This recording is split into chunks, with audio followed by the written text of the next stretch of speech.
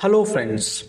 In today's class we are going to solve problem related with process state transition diagram.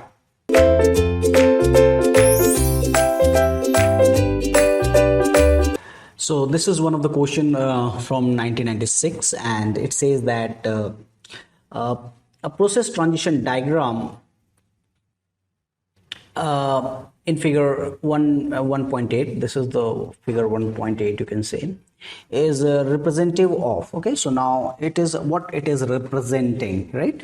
So now we have a new, then we have a ready, and after that we are putting the process into running state, then it is getting it is ready to running to ready, and then it get blocked, and then again it gets ready, and finally it gets terminated. Okay, so in which system? So batch operating system. Batch operating system does not have that provision of suspension of process. Multi-programming was not there, and so now here we have seen this diagram in this is a preemption actually, right?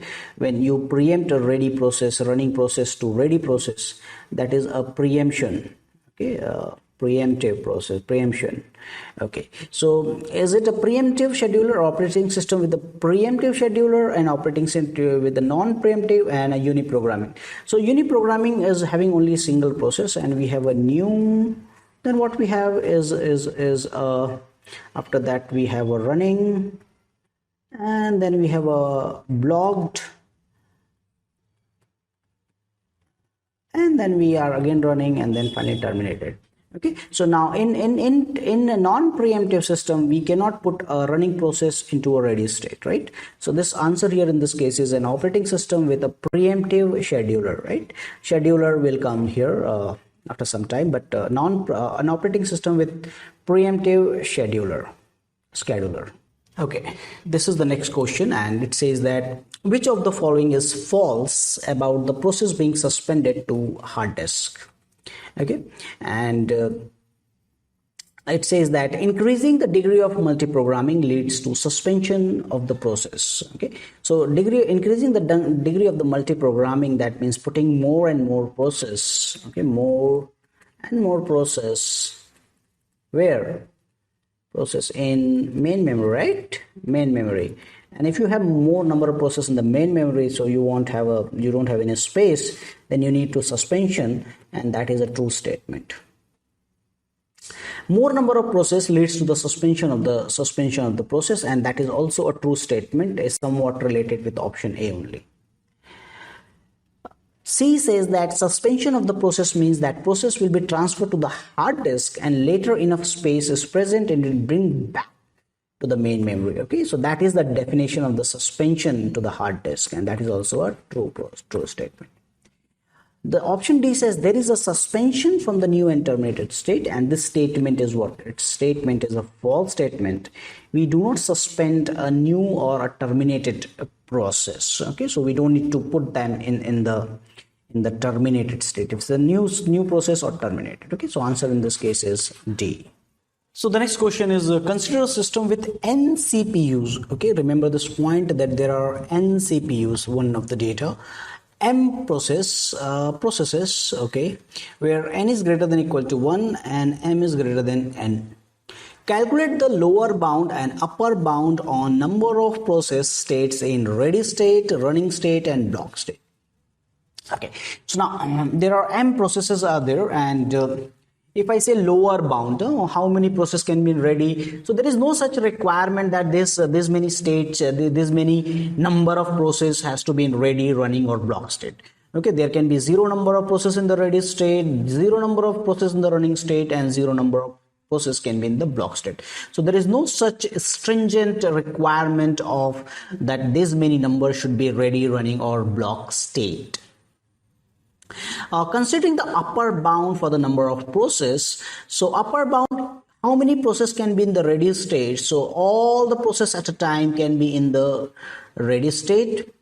But when it comes to the running state, it may be possible that because we have only n CPUs and one process can be assigned only to one CPU, In that case, we can say that we can have only maximum n process in the running state. Block state, again, there is no such requirement that how many process are waiting for an event, and that also goes with your all process can be in the block state. Okay, so there is no such a requirement of this should be ready, running, and block state. Okay, so I hope I am clear over here. Now, this is one of the very latest question. You can say the maximum number of process that can be ready state for a computer system with n CPUs. Okay, the maximum number of process that can be in the ready state. Okay, now when the process is in the ready state, okay, ready state, then that means it has been allocated into what? Allocated into the main memory. Now there are n CPUs are there, n CPUs are there. Okay, now n CPU, number of CPU, does it make any difference that how many process can be in the ready state? Because there is no such how many process. Does it depend on the number of CPUs? Okay, so how many process can be in the ready state? This quantity is simply independent, right? It is independent of number of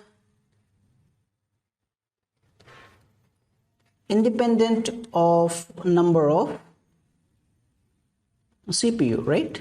It doesn't matter that how many CPU you're having. It is an independent quantity. So I'll go with, there is no relation with this ready state, and this quantity is independent with n. This is a 2009 question, and the diagram is given to you. Let's read it out and try to solve this particular problem. In the following process state transition diagram for a uniprocessor system, assume that there are always some process are in ready state. Okay, so now it has already mentioned that there are some process are in ready state. Now consider the following statement. If a process makes a transition D is for termination, this D transition, then it would result in another process making transition A immediately. That it is trying to say here that if someone is terminating, then someone will make start to ready state immediately. Okay, so this is saying that termination and getting ready is having any relation. Okay, so answer is there is no relation, right? There is no relation between a process getting in a ready state from start to ready and a process getting terminated.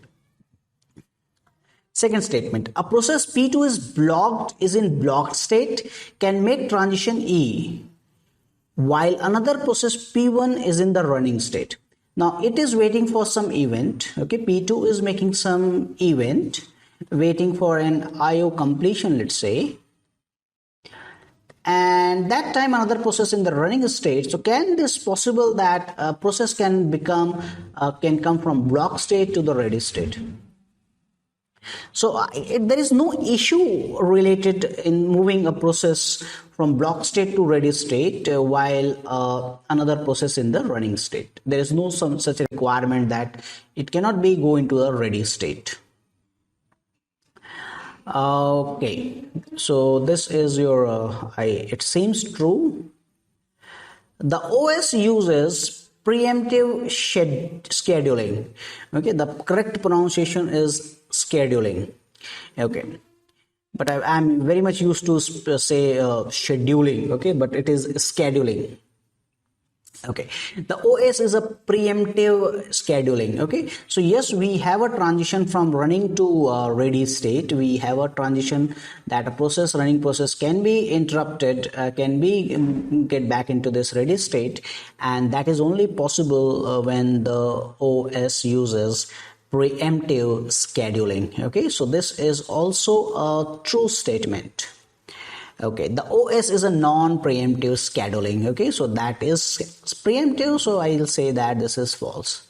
So with this I got 2 and 3 as a correct answer over here, and I'll go here with this option that only 2 and 3 are correct because we need to comment about the true statement. So answer for this question is C. This is one of the latest question from GATE 2020, and it says that consider the following statement about the process state transition diagram for a process using preemptive scheduling. So now it says that a running process can move to a ready state. If you have a preemptive scheduling, and in that case, I can rewrite it here. New state is there, and then we are having a ready state. Then we have a running state, and then we have a blocked state, and then we have a terminated state. So see, the entire idea is very simple, and it is a preemptive. Then I can have a ready to running as well as here. This diagram goes here and this diagram goes over here. The running process can be moved to a ready state. Yes, if interrupt occurs, it is certainly possible. If there is an interrupt, yes, it is possible. A ready process can move to a running state. Yes, and that is done by the standard term we'll learn later. That is called a dispatcher. A block process can move to a running state. A block process cannot directly move to a running state. A block process can move to a ready state, not a directly running state. A block process can be moved to a ready state, and yes, that is a correct one. Okay, so that is yes, and this one is no. We need to comment about the true statement, and here in this case is 1, 2, and 4. Only the statements are true, and that goes with your option C. Here, so okay, so answer in this case is C. Okay, so that is our complete discussion of questions that all related with the process transition diagram. Okay, so I hope all these discussions you agree, and you'll understand this entire concept of transition diagram. So thank you.